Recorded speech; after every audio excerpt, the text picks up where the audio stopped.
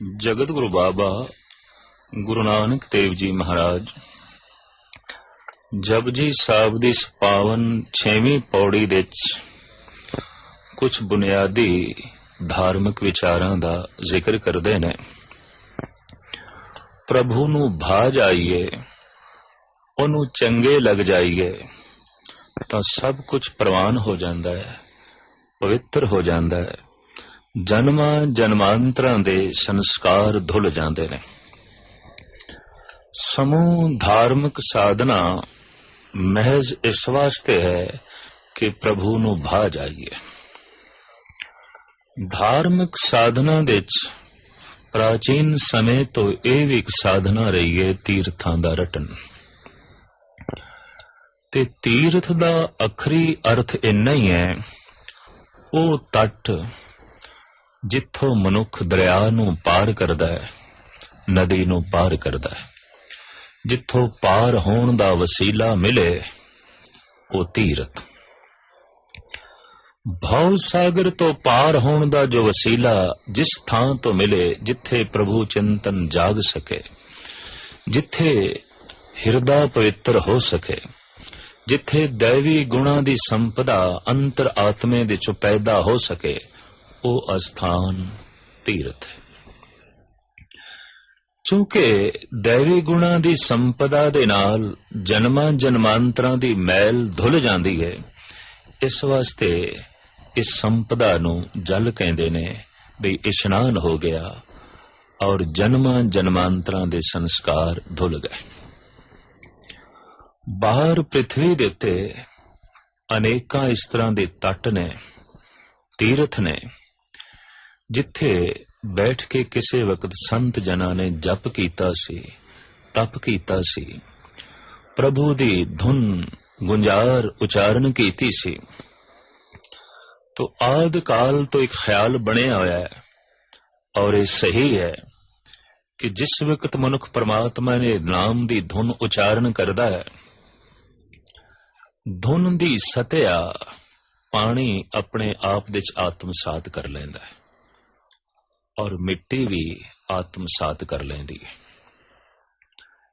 ਜਪ ਦਾ ਜ਼ਿਆਦਾ ਪ੍ਰਭਾਵ ਕੋਲ ਪਏ ਹੋਏ ਪਾਣੀ ਤੇ ਪੈਂਦਾ ਹੈ, ਚਾਹੇ ਉਹ ਪਾਣੀ ਨਦੀ ਦਾ ਹੋਵੇ, ਸਰੋਵਰ ਦਾ ਹੋਵੇ, ਚਾਹੇ ਕਿਸੇ ਬਰਤਨ ਵਿੱਚ ਪਿਆ ਹੋਵੇ। ਤਦੀ ਤੇ ਅਸੀਂ ਦੇਖਦੇ ਹਾਂ ਕਿ ਪੰਜ ਪਿਆਰੇ ਜਦ ਪੰਜ ਬਾਣੀਆਂ ਦਾ ਪਾਠ ਕਰਦੇ ਨੇ ਤਾਂ ਪਾਣੀ ਅੰਮ੍ਰਿਤ ਬਣ ਜਾਂਦਾ ਹੈ। ਪਾਣੀ ਬਾਣੀ ਨੂੰ ਆਪਣੇ ਆਪ ਵਿੱਚ ਆਤਮਸਾਤ ਕਰ ਲੈਂਦਾ ਹੈ, ਆਪਣੇ ਵਿੱਚ ਲੀਨ ਕਰ ਲੈਂਦਾ ਹੈ।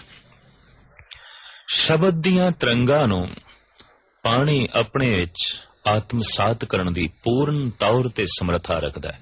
ਇਸ ਤਰ੍ਹਾਂ ਦੇ ਜਲ ਨੂੰ, ਇਸ ਤਰ੍ਹਾਂ ਦੇ ਪਾਣੀ ਨੂੰ ਅੰਮ੍ਰਿਤ ਆਖਿਆ ਗਿਆ ਹੈ। ਜਿਨ੍ਹਾਂ ਨਦੀਆਂ ਦੇ ਤੱਟ ਦੇ ਉੱਤੇ ਰਿਸ਼ੀ ਮੁਨੀਆਂ ਨੇ, ਸੰਤ ਜਨਾਂ ਨੇ ਬਹੁਤ ਜਪ ਕੀਤਾ ਹੈ, ਬਹੁਤ ਤਪ ਕੀਤਾ ਹੈ ਤੇ ਪ੍ਰਭੂ ਨਾਮ ਦੀ ਗੁੰਜਾਰ ਜ਼ਿਆਦਾ ਉਚਾਰਨ ਕੀਤੀ ਹੈ, ਉਹ ਨਦੀਆਂ ਅੱਜ ਤੱਕ ਪੂਜਨੀਕ ਗਿਣੀਆਂ ਗਈਆਂ ਨੇ ਔਰ ਪੂਜੀਆਂ ਜਾਂਦੀਆਂ ਨੇ। ਮਹਿਜ਼ ਮਤਲਬ ਇਤਨਾ ਹੈ ਕਿ ਉਹਨਾਂ ਨਦੀਆਂ ਦੇ ਜਲ ਨੇ ਨਾਮ ਨੂੰ, ਨਾਮ ਦੀ ਧੁਨ ਨੂੰ, ਸ਼ਬਦ ਨੂੰ ਆਪਣੇ ਆਪ ਵਿੱਚ ਆਤਮਸਾਤ ਕੀਤਾ। ਦੂਸਰਾ ਪ੍ਰਭਾਵ ਪੈਂਦਾ ਹੈ ਖਾਕ ਤੇ, ਮਿੱਟੀ ਤੇ। ਇਸ ਵਾਸਤੇ ਆਦਿ ਕਾਲ ਤੋਂ ਸਤਪੁਰਸ਼ਾਂ ਦੇ ਚਰਨਾਂ ਦੀ ਖਾਕ ਮਸਤਕ ਤੇ ਲੋਕ ਲਾਂਦੇ ਰਹੇ ਨੇ ਔਰ ਇਹਦੇ 'ਚ ਸੁੱਖ ਆਨੰਦ ਹਾਸਲ ਕਰਦੇ ਰਹੇ ਨੇ। ਈਰਾਨ ਦੇ ਇੱਕ ਪ੍ਰਸਿੱਧ ਸੰਤ ਹਾਫਿਜ਼ ਦਾ ਕਹਿਣਾ ਹੈ, ਸੁਰਮਾ ਕੁੰਤੋ ਖਾਕ ਔਲੀਆ ਤਾਬਾ ਬੀਨੀ ਇਬਤਿਦਾ ਤਾ ਇੰਤਹਾ। ਜੇ ਤੂੰ ਆਦ ਤੋਂ ਲੈ ਕੇ ਅੰਤ ਤੱਕ ਵੇਖਣਾ ਚਾਹਨਾ ਹੈ ਤਾਂ ਮਹਾਂਪੁਰਸ਼ਾਂ ਦੇ ਚਰਨਾਂ ਦੀ ਖਾਕ ਦਾ ਸੁਰਮਾ ਬਣਾ, ਆਪਣੇ ਮਸਤਕ ਤੇ ਲਾ, ਆਪਣੀ ਅੱਖਾਂ ਵਿੱਚ ਪਾ। ਸਾਹਿਬ ਗੁਰੂ ਅਰਜਨ ਦੇਵ ਜੀ ਮਹਾਰਾਜ ਦਾ ਫਰਮਾਨ, ਅੰਤਰਜਾਮੀ ਪੁਰਖ ਵਿਧਾਤੇ ਸਰਧਾ ਮਨ ਕੀ ਪੂਰੇ। हे ਪ੍ਰਭੂ, ਇੱਕ ਮੇਰੇ ਵੀ ਮਨ ਦੀ ਸ਼ਰਧਾ ਹੈ, ਇੱਕ ਮੇਰੇ ਵੀ ਮਨ ਦੀ ਮੰਗ ਹੈ पूरन कर, बख्शिश कर और ਇਹ ਸੁਖ ਮੈਨੂੰ ਦੇ। ਕਿਹੜਾ ਸੁਖ ਤੁਹਾਨੂੰ ਚਾਹੀਦਾ ਹੈ? तो सतगुरु कहंदे ने, नानक दास अहै सुख मांगे, मोको कर संतन की धूरे। हे अंतर आत्मा दी जानन वाले प्रभु, एक मेरी भी श्रद्धा पूर्ण कर, एक मेरी भी मंग पूरी कर। की मंग है, की चाहत है? नानक दास अहै सुख मांगे, मोको कर संतन की धूरे। बस यही सुख मेरी झोली दे च पा कि संत दे चरनां दी खाक मैनू बना दे। संत दे चरनां दी खाक प्राप्त होवे तो जपिया होया नाम खाक आत्मसात कर लैंदी है। नाम दी गुंजार पानी अपने आप दे च आत्मसात कर लैंदा है। पानी अमृत बन जांदा है। खाक ऐसा अक्सीर सुरमा बन जांदी है जिस दे नाल लोक दी सच्चाई ते परलोक दी गहराई दिखाई देण लग पैंदी है। मेरे पातशाह साहिब श्री गुरु नानक देव जी महाराज दा इस पौड़ी दे च प्रवान कि हे प्रभु अकाल पुरख, धर्म दी सारी साधना इस वास्ते है कि तैनू असी भा जाइए, तैनू असी प्यारे लगिए। तो मैं तीरतां दा इशनान ते ताई करां जे तैनू भा जावां। तीरथ नावां जे तिस भावां, विण भाणे कै नाई करी। मैं इशनान करां ते तैनू चंगा ही ना लगा, मैं इशनान करां ते तैनू भावां ही ना, तो ऐसा इशनान ते व्यर्थ चला गया। ये तीर्थां दा रटन व्यर्थ चला गया। साहिब श्री गुरु नानक देव जी महाराज दा अगे फरमान, जेती सिरष्ट उपाई वेखां, विण कर्मा के मिले लई। पातशाह कहंदे जिथे तक मैं सृष्टि नूं वेखदा, तरह तरह दे पदार्थ ने इस दे च, धन संपदा है, तरह तरह दे माल खजाने नाल ये सृष्टि भरी पई है, पर कर्मां तो बिना कुछ भी प्राप्त नहीं आउंदा। बस कर्मां दा मटका जितना होवे, संसार दे पदार्थां दे जल दे चों उतना ही जल प्राप्त होंदा। अपनी कर्मां दी मटकी वड्डी कर लईए, ज्यादा प्राप्त हो जांदा है। जगत ते पदार्थां दा सागर है, अनंत पदार्थ ने। जीवन मुक जांदा है, पदार्थ नहीं मुकदे। जिंदगी खत्म हो जाती है, सुंदरता नहीं खत्म होंदी। जीवन दा अंत हो जाता है, धन संपदा दा अंत नहीं होंदा। तो जगत दे च बहुत कुछ है, लेकिन कर्मां दा मटका, कर्मां दी झोली जितनी होवे, वस्तु तां उतनी ही प्राप्त होंदी है। जेती शिष्ट उपाई वेखां, विण कर्मा कै मिले लई। मत विच रतन जवाहर माणिक, जे एक गुर की सिख सुनी। इत्थे मेरे पातशाह बड़ी बुनियादी गल करदे ने, जे सृष्टि दे च बहुत कुछ है तां मनुख दी मत दे च भी बहुत कुछ है। मनुख ने अजे बारों ही खोजे, सागर दा सीना चीर के मनुख ने मोती लभे ने। पहाड़ां दी कुख दे चों मनुख ने चांदी, सोना, हीरे, जवाहरात लभे ने। दरियावां दी खाक ते रेत दे चों मनुख ने नीलम, मूंगे, पन्ने लभे ने। जिथे सृष्टि ए पहाड़ तरह तरह दे रतन जवाहरात नाल भरी पई है, मनुख दी मत भी भरी हुई है। मनुख दे मन दे च भी बहुत कुछ है, मनुख दी बुद्धि दे च भी बहुत कुछ है, पर खोज अजे बैरूनी है। अजे बारों खोज खोज के मनुख थकिया नहीं, अजे अंतर आत्मे दी तरफ मुड़िया नहीं एक गल भी स्पष्ट हो गई है कि मनुख कुछ खोज रहा है। बैठिया उठदिया चलदिया सौंदिया जागदिया मनुख दी चेतना कुछ तलाश कर रही है, कुछ खोज रही है। और सियाणे ते कहंदे ने खोज दा ना ही मनुख है, खोज नूं ही मनुख कहंदे ने। ये ते ठीक है कि बाकी जीवन दे अंदर भी खोज है, पर सिर्फ रिज़क दी खोज है, सिर्फ रोजी दी खोज है। पंछी भी सवेरे कुछ ना कुछ तलाश करन नूं उडारियां मारन लग पैंदे ने, दूर दराज तक जांदे ने, पर तलाश करदे ने सिर्फ रिज़क।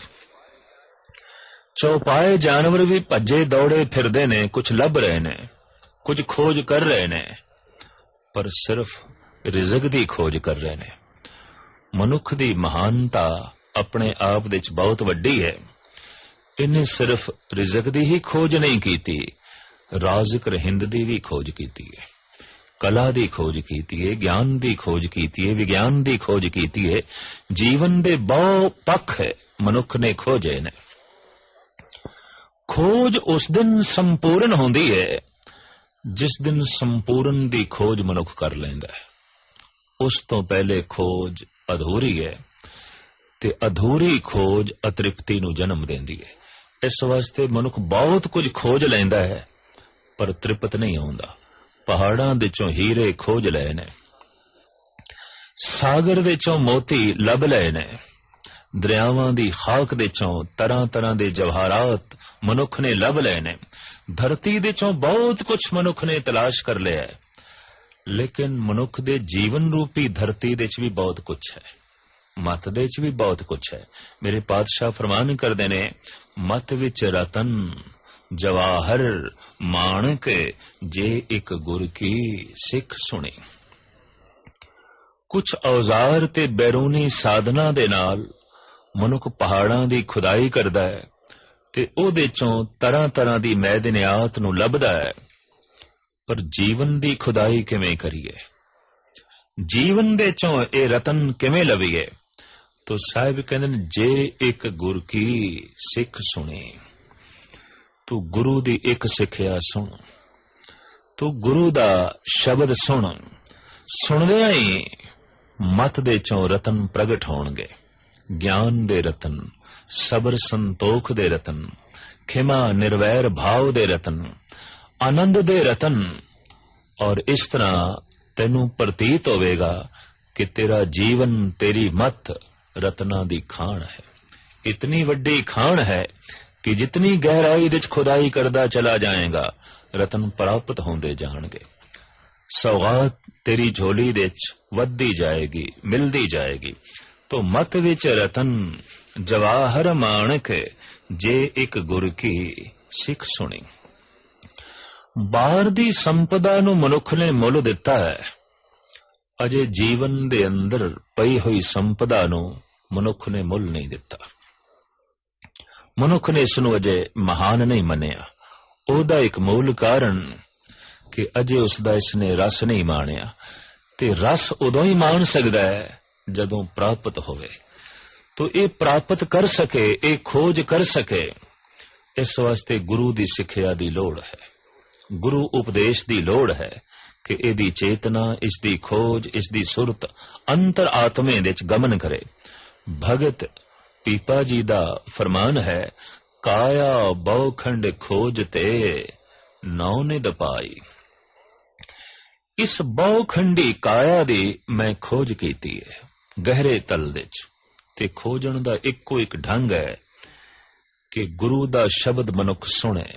जितनी गहराई नाल सुनेगा, जितने ध्यान नाल सुनेगा, उतनी सुरत गहरी जावेगी, और जितनी गहराई विच जावेगी, उतने रतन पदार्थ झोली विच पैणगे। जैसे संख ते सिपियां इते सागर दे किनारे भी लभ जांदे ने, पर मोती गहरे पानी विच जाना पैंदा है। शरीर दे उपर उपर ते काम है, वासना है। जीवन दे किनारे दे ते सिपियां ही पईयां ने, ये संख पए ने, ये घोगे पए ने। थोड़ा जिहा अंतर झात मारिए, गहराई विच जाइए, ਤਾਂ ਉਹ ਅਦੁੱਤੀ ਰਤਨ ਪਏ ਨੇ ਜਿਸ ਦੇ ਮਿਲਦਿਆਂ ਹੀ ਮਨੁੱਖ ਦਾ ਜੀਵਨ ਧਨ ਧਨ ਹੋ ਜਾਂਦਾ ਹੈ, ਸੰਪੂਰਨ ਹੋ ਜਾਂਦਾ ਹੈ। ਤਾਂ ਭਗਤ ਪੀਪਾ ਜੀ ਕਹਿੰਦੇ ਨੇ, ਇਸ ਬਹੁਖੰਡੀ ਕਾਇਆ ਦੀ ਮੈਂ ਬਹੁ ਪ੍ਰਕਾਰ ਨਾਲ ਖੋਜ ਕੀਤੀ। ਕਾਇਆ ਬਹੁਖੰਡ ਖੋਜ ਤੇ ਨੌ ਨਿਧ ਪਾਈ, 9 ਖਜ਼ਾਨਿਆਂ ਦੀ ਪ੍ਰਾਪਤੀ ਹੋ ਗਈ, 9 ਰਤਨਾਂ ਦੀ ਪ੍ਰਾਪਤੀ ਹੋ ਗਈ। ਕਾਇਆ ਬਹੁਖੰਡ ਖੋਜ ਤੇ 9 ਨਿਧ ਪਾਈ, ਨਾ ਕਛ ਆਏ ਬੋ ਨਾ ਕਛ ਜਾਏ ਬੋ, ਰਾਮ ਕੀ ਦੁਹਾਈ ਜੋ ਬ੍ਰਹਮੰਡੇ ਸੋਈ ਪਿੰਡੇ, ਜੋ ਖੋਜੇ ਸੋ ਪਾਵੇ। ਪਰਮਾਤਮਾ ਨੇ ਜੋ ਕੁਝ ਬ੍ਰਹਮੰਡ ਦੇ ਛੁਪਾ ਕੇ ਰੱਖਿਆ ਹੈ ਉਹੀ ਪਿੰਡ ਦੇ ਛੁਪਾ ਕੇ ਰੱਖਿਆ, ਜੋ ਸਾਗਰ ਤੇ ਪਹਾੜਾਂ ਦੇ ਛੁਪਾ ਕੇ ਰੱਖਿਆ ਹੈ ਉਹੀ ਮਤ ਦੇ ਛੁਪਾ ਕੇ ਰੱਖਿਆ। ਲੱਭਣਾ ਪਏਗਾ। ਗੀਟੀਆਂ ਤੇ ਪੱਥਰ ਤੇ ਪਹਾੜਾਂ ਦੇ ਉੱਪਰ ਵੀ ਮਿਲ ਜਾਣਗੇ, ਪਰ ਸੋਨਾ ਚਾਂਦੀ ਹੀਰਾ ਖੁਦਾਈ ਕਰਕੇ ਲੱਭੇਗਾ। ਗਹਿਰੇ ਤਲ ਵਿੱਚ ਜਾਣਾ ਪਏਗਾ। ਔਰ ਇਤਨੀ ਗੱਲ ਵੀ ਸਪਸ਼ਟ ਹੈ ਕਿ ਸਾਰੇ ਪਹਾੜਾਂ ਵਿੱਚ ਸੋਨਾ ਨਹੀਂ ਆਉਂਦਾ, ਸਮੂਹ ਸਾਗਰ ਦੇ ਤਲ ਵਿੱਚ ਮੋਤੀ ਨਹੀਂ ਨੇ, ਪਰ ਜੀਵਨ ਦਾ ਤਲ ਤੇ ਮੋਤੀਆਂ ਨਾਲ ਭਰੇ ਹੋਇਆ ਹੈ, ਮਾਣਕ ਨਾਲ ਭਰੇ ਹੋਇਆ ਹੈ, ਰਤਨਾਂ ਨਾਲ ਭਰੇ ਹੋਇਆ ਹੈ। ਕੋਈ ਵੀ ਮਤ ਇਹਨਾਂ ਰਤਨਾਂ ਤੋਂ ਖਾਲੀ ਨਹੀਂ। ਅਗਰ ਕੋਈ ਖੋਜ ਕਰੇ ਤਾਂ ਇਹ 9 ਨਿਧਾਨ ਝੋਲੀ ਵਿੱਚ ਆਣ ਕੇ ਪੈਣਗੇ ਔਰ ਮਿਲਦਿਆਂ ਹੀ ਮਨੁੱਖ ਦੀ ਜ਼ਿੰਦਗੀ ਸੰਪੂਰਨ ਹੋਵੇਗੀ। ਪਾਤਸ਼ਾਹ ਫਰਮਾਨ ਕਰਦੇ ਨੇ, ਮਤ ਵਿੱਚ ਰਤਨ ਜਵਾਹਰ ਮਾਣਕ। ਇਸ ਮਤ ਦੇ ਅੰਦਰ, ਇਸੇ ਮਨ ਦੇ ਅੰਦਰ ਪਰਮਾਤਮਾ ਨਾਮ ਦਾ ਰਤਨ ਹੈ। ਇਸੇ ਹੀ ਮਤ ਦੇ ਅੰਦਰ ਸਬਰ ਸੰਤੋਖ ਪਿਆ, ਨਿਰਵੈਰ ਪਿਆ। ਰੱਬੀ ਗੁਣ ਕੋਈ ਬਾਹਰ ਨਹੀਂ ਨੇ ਤੇ ਨਾ ਹੀ ਬਾਜ਼ਾਰ ਵਿੱਚ ਮਿਲਦੇ ਨੇ, ਨਾ ਹੀ ਕਿਧਰੋਂ ਬਾਹਰੋਂ ਉਪਲਬਧ ਹੋ ਸਕਦੇ ਨੇ। ਇਹ तमाम दैवी ਸੰਪਦਾ ਜੀਵਨ ਦੇ ਅੰਦਰ ਪਈ ਹੈ ਔਰ ਇਹ ਅਵਸਰ ਮਨੁੱਖ ਆਪਣੇ ਹੱਥੋਂ ਗਵਾ ਬੈਠਦਾ ਹੈ। ਜੀਵਨ ਦਾ ਅੰਤ ਹੋ ਜਾਂਦਾ ਹੈ ਤੇ ਜੀਵਨ ਦੀ ਖੁਦਾਈ ਨਹੀਂ ਕਰਦਾ, ਮਤ ਦੇ ਚੋਂ ਕੁਝ ਲੱਭਣ ਦੀ ਕੋਸ਼ਿਸ਼ ਨਹੀਂ ਕਰਦਾ। ਮਨੁੱਖ ਦੀ ਮਤ ਤੇ ਐਸਾ ਪ੍ਰਕਾਸ਼ ਰੱਖਦੀ ਹੈ ਜੋ ਪ੍ਰਮਾਤਮਾ ਦਾ ਹੀ ਪ੍ਰਕਾਸ਼ ਹੈ। ਮਨ ਤੂੰ ਜੋਤ ਸਰੂਪ ਹੈ, ਆਪਣਾ ਮੂਲ ਪਛਾਣ। ਮਨ ਦੇ ਇੱਕ ਹਿੱਸੇ ਨੂੰ ਹੀ ਮਤ ਕਹਿੰਦੇ ਨੇ। ਜਦ ਵਿਚਾਰਾਂ ਤੇ ਫੁਰਨਿਆਂ ਦੀ ਦੁਨੀਆ ਸ਼ੁਰੂ ਹੋਵੇ ਉਦੋਂ ਮਤ ਹੈ, ਔਰ ਜਦ ਗਹਿਰੇ ਤਲ ਦੇ ਚ ਕਿਸੇ ਨੂੰ ਯਾਦ ਕਰ ਰਿਹਾ ਹੋਵੇ ਮਨ ਹੀ ਚਿੱਤ ਬਣ ਜਾਂਦਾ ਹੈ। ਇਹ ਮਨ ਦੇ ਹੀ ਅੰਗ ਨੇ, ਇਹ ਮਨ ਦੇ ਹੀ ਰੂਪ ਨੇ। ਤੋਂ ਮਨ ਨੂੰ ਖੋਜਦਿਆਂ ਰੱਬ ਆਖਰ ਪ੍ਰਾਪਤ ਹੋ ਜਾਂਦਾ ਹੈ। ਇਸ ਵਾਸਤੇ ਮੇਰੇ ਪਾਤਸ਼ਾਹ ਕਹਿੰਦੇ ਨੇ, ਇਸ ਮਨ ਕੋ ਕੋਈ ਖੋਜੋ ਭਾਈ, ਮਨ ਖੋਜਤ ਨਾਮ ਨੌ ਨਿਧ ਪਾਈ। हे ਮੇਰੇ ਭਾਈ, ਕੋਈ ਤੇ ਇਸ ਮਨ ਦੀ ਖੋਜ ਕਰੇ। ਇਹ ਠੀਕ ਹੈ ਕਿ ਤਨ ਦੀ ਖੋਜ ਕਰਾਂਗੇ, ਖੂਨ ਮਾਸ ਹੱਡੀਆਂ ਮਿੰਜ, ਇਸ ਤੋਂ ਬਿਨਾ ਹੋਰ ਕੁਝ ਨਹੀਂ ਮਿਲਣਾ। ਤਨ ਦੇ ਜਿਤਨੇ ਵੀ ਗਹਿਰੇ ਤਲ ਵਿੱਚ ਚਲੇ ਜਾਈਏ, ਮਾਸ ਤੋਂ ਬਿਨਾ, ਦੁਰਗੰਧੀ ਤੋਂ ਬਿਨਾ, ਖੂਨ ਤੋਂ ਬਿਨਾ, ਬਿਸ਼ਟਾ ਤੋਂ ਬਿਨਾ, ਮਿੰਜ ਤੋਂ ਬਿਨਾ ਹੋਰ ਕੁਝ ਪ੍ਰਾਪਤ ਨਹੀਂ ਹੋਣਾ। ਹੱਥੇ ਹੋਰ ਕੁਝ ਨਹੀਂ ਲੱਗੇਗਾ। ਔਰ ਸਾਹਿਬ ਐਸਾ ਕਹਿ ਵੀ ਨਹੀਂ ਰਹੇ ਕਿ ਤਨ ਵਿੱਚ ਖੋਜਣਾ ਹੈ, ਨਹੀਂ, ਮਨ ਨੂੰ ਖੋਜੋ। ਇਸ ਮਨ ਕੋ ਕੋਈ ਖੋਜੋ ਭਾਈ, ਮਨ ਖੋਜਤ ਨਾਮ ਨੌ ਨਿਧ ਪਾਈ। ਖੋਜੋ ਇਸ ਮਨ ਨੂੰ, ਔਰ ਇਸ ਮਨ ਨੂੰ ਜੈਸੇ ਖੋਜੋਗੇ 9 ਨਿਧਾਨ ਦੀ ਪ੍ਰਾਪਤੀ ਹੋ ਜਾਏਗੀ, 9 ਖਜ਼ਾਨਿਆਂ ਦੀ ਪ੍ਰਾਪਤੀ ਹੋ ਜਾਏਗੀ। 6ਵੀਂ ਪੌੜੀ ਵਿੱਚ ਮੂਲ ਉਪਦੇਸ਼ ਗੁਰੂ ਨਾਨਕ ਦੇਵ ਜੀ ਮਹਾਰਾਜ ਦਾ ਇਹੀ ਕਿ ਮਤ ਵਿੱਚ ਰਤਨ ਜਵਾਹਰ ਮਾਣਕ, ਜੇ ਇੱਕ ਗੁਰ ਕੀ ਸਿੱਖ ਸੁਣੀ। ਜੇ ਕਿਧਰੇ ਤੂੰ ਇੱਕ ਗੁਰੂ ਦੀ ਸਿੱਖਿਆ ਸੁਣ ਲਵੇਂ, ਗੁਰੂ ਦਾ ਸ਼ਬਦ ਸੁਣ ਲਵੇਂ, ਤੇ ਤੇਰੇ ਜੀਵਨ ਦੇ ਅੰਦਰੋਂ, ਤੇਰੇ ਮਨ ਦੇ ਅੰਦਰੋਂ 9 ਖਜ਼ਾਨੇ ਪ੍ਰਗਟ ਹੋ ਜਾਣ। ਅਨੇਕਾਂ ਰਤਨ ਤੇਰੇ ਅੰਦਰ ਛੁਪੇ ਪਏ ਨੇ। ਗੁਰਾ ਇੱਕ ਦੇ ਬੁਝਾਈ, ਸਭਨਾ ਜੀਆਂ ਕਾ ਇੱਕ ਦਾਤਾ, ਸੋ ਮੈਂ ਵਿਸਰ ਨਾ ਜਾਈ। ਗੁਰੂ ਕੋਲ ਤੇ ਦਰਅਸਲ ਸੂਝ ਹੀ ਲੈਣੀ ਹੈ, ਬੂਝ ਹੀ ਲੈਣੀ ਹੈ। ਗੁਰਾ ਇੱਕ ਦੇ ਬੁਝਾਏ। ਗੁਰੂ ਦੀ ਲੋੜ ਕੀ ਹੈ? ਕਿਉਂ ਹੈ? ਕੁਝ ਬੂਝ ਮਿਲੇ, ਕੁਝ ਸੂਝ ਮਿਲੇ। ਸੰਸਾਰ ਦੀ ਸੂਝ ਤੇ ਅਸੀਂ ਸੰਸਾਰ ਤੋਂ ਲੈ ਲੈਂਦੇ ਹਾਂ, ਬਾਹਰੋਂ ਲੈ ਲੈਂਦੇ ਹਾਂ। धन की है, रूप की है, रंग की है, पदार्थ की ने, ये सूझ ते सानू कदम कदम ते मिल जाती है। मां बाप तो मिल जाती है, परिवार तो मिल जाती है, संसार तो मिल जाती है, पर उन्हां रत्नां दी बूझ जो मनुख दे अंतर आत्मे च पए ने, गुरु तो बिना नहीं मिलने। इस वास्ते धार्मिक दुनिया विच गुरु दी बहुत वड्डी महानता है। ते गुरु नानक ने जिस मार्ग नूं जन्म दिता, उस मार्ग दा नां ही गुरु घर पै गया, गुरु मत पै गया। कि गुरु नूं मिले बिना प्रभु तक पहुंचना बहुत औखा है, बहुत औखा है। गुरु मार्ग है, गुरु रस्ता है। इस वास्ते इस रस्ते दा नाम ही पै गया गुरु पंथ। ओ पंथ, ओ मार्ग जो गुरु ने बनाया है, जो गुरु ने ही संवारिया है, श्रृंगारिया है, उसे ते चल के ही मनुख परमात्मा तक पहुंच सकेगा। तो गुरु कोल मंगना की है? आखिर मनुख दा मन अमंग ते हो नहीं सकता। मंगना की है? तो मंग ए मंगनी है, गुरा एक दे बुझाई। हे गुरु बख्शिश कर, एक बूझ बुझा, एक सूझ दे, एक समझ दे। केड़ी बूझ, केड़ी सूझ, केड़ी समझ? सबना जियां का एक दाता, सो मैं विसर न जाई। जो सारे जीवां दा दाता है, जो सारियां नूं रोजी दे रहा है, ओ मैनू बिल्कुल भुले ही ना। जिसनू भुल जाइए संबंध टुट जाते ने, जिसनू याद करते रहिए संबंध जुड़े रहते ने। मां बच्चे नू भुल गई है, बच्चे नाल संबंध टुट गया। बच्चा मां नू भुल गया, मां नाल संबंध टुट गया। वड्डा भरा छोटे नू भुल जावे, छोटा वड्डे नू भुल जावे, संबंध टुट गए। मित्र मित्र नू भुल जान तो भुलदियां ही संबंध टुट गए। जगत दे तमाम संबंध याद ते खड़े ने, चेते ते खड़े ने। घर दे जो पदार्थ पे है ओदे नाल भी संबंध जुड़दा है याद करके। जो चेते च निकल गया है पदार्थ, वो भावें है लेकिन फिर भी नहीं है, क्योंकि याद दे चो निकल गया, चेते दे चो निकल गया। जिस वस्तु नाल संबंध जोड़ना है उसदा चिंतन, उसदा चेता बड़ा लाजमी है। तो अक्सर ऐसा होता है कि जो चित दे चो निकल गया संबंध टूट गया, जो याद दे चो निकल गया रिश्ता टूट गया।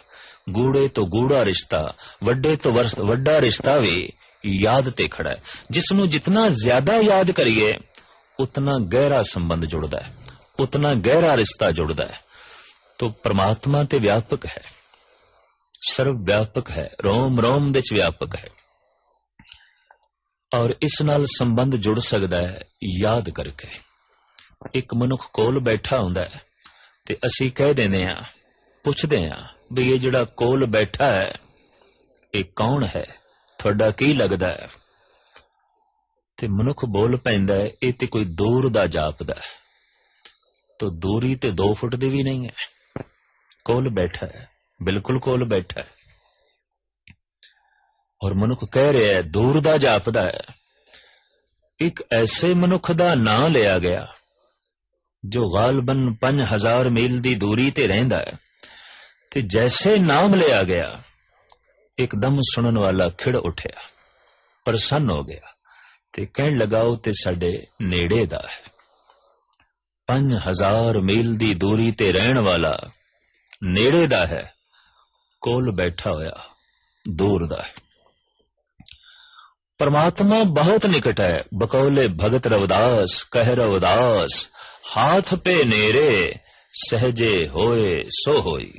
ये हाथ भी दूर हो सकते हैं, उते रोम रोम दे च उते व्यापक है, लेकिन दूरी क्यों है? याद दे च नहीं, कोई संबंध नहीं, उसदा चिंतन नहीं। तो उस परम शक्ति नाल जो साडे रोम रोम दे च व्यापक है ते दैवी आनंद दी मालिक है, दैवी संपदा दा जो महान खजाना है, जो गुण निधान है, साडे रोम रोम दे च व्यापक है, लेकिन साडे चेते चो निकल गया, साडी याद दे चो निकल गया, साडे चिंतन दे चों निकल गया। इस वास्ते कोल होंदा होया भी दूर है, और इतना दूर है कई दफा मनुख ने कह दिता है कि उते 7वें आसमान ते है, उते 7वें पाताल दे है। दरअसल जिस नाल कोई संबंध नहीं, जिस नाल कोई याद दा रिश्ता नहीं, उते है ही दूर। ते जिस दिन परमात्मा दी याद अंदरों चल पैंदी है ते गुरु ये बूझ बुझा देंदा है, उस दिन मनुख नूं पता चलदा है कि हथ भी दूर है, उते इस तो भी नेड़े है। कहो रविदास हाथ पे नेरे, सहजे होए सो होई, काहे रे बन खोजन जाई, सर्व निवासी सदा अलेपा, तो ही संग समाई। उते तेरे विच है, उते तेरे अंदर वसिया होया है। तो गुरु कोलों ए बूझ लैनी है, गुरु कोले सूझ लैनी है, ते ए अरदास करके ही मंग सकांगे, ए बेनती नाल ही प्राप्त कर सकांगे। गुरु ते हुक्म नहीं चल सकदा। नानक हुक्म ना चलई, नाल खसम चले अरदास, तो गुरा एक दे बुझाई, सबना जियां का एक दाता, सो मैं विसर ना जाई। जो राज़िक रहिंद है, रोजी दहिंद है, जर्रे जर्रे दी जो पालना कर रहा है, ओ मैनू भुले ना, ओदी याद बनी रहे, और उसदी याद ही जीवन दे चों अनेकां रत्नां नूं प्रगट कर देंदी है, दैवी संपदा नूं जन्म दे देंदी है। जिथे प्रभु चिंतन है उत्थे प्रभु आनंद है, जिथे प्रभु विसर गया है उत्थे सारे दुख ने। जिथे परमात्मा दी याद है उत्थे परम प्रकाश है, ते जिथे परमात्मा भुल गया उत्थे ते मसिया दी रात है, उत्थे ते भटकना है, उत्थे ते ठोकरां ने। और कितनियां ठोकरां ने। गुरु अर्जन देव जी महाराज दा फरमान, परमेश्वर ते भुलिया व्यापन सभे रोग। परमात्मा नूं भुल जाइए, चेते चों उसनूं कढ़ दईए, तां कोई एक रोग थोड़ी व्यापदा है, अनेकां रोग शरीर नूं आके लगदे न, मन नूं आके लगदे न, सारी जिंदगी दोजख बन जांदी है। उसदी याद ही जीवन नूं स्वर्ग बना देंदी है, और उसनूं भुल जाना ही नरक बन जांदा है। इस वास्ते साहब सानू मंगण दी जाच सिखांदे ने। गुरु कोलों की मंगना है? गुरा एक दे बुझाई, सबना जियां का एक दाता, सो मैं विसर न जाई।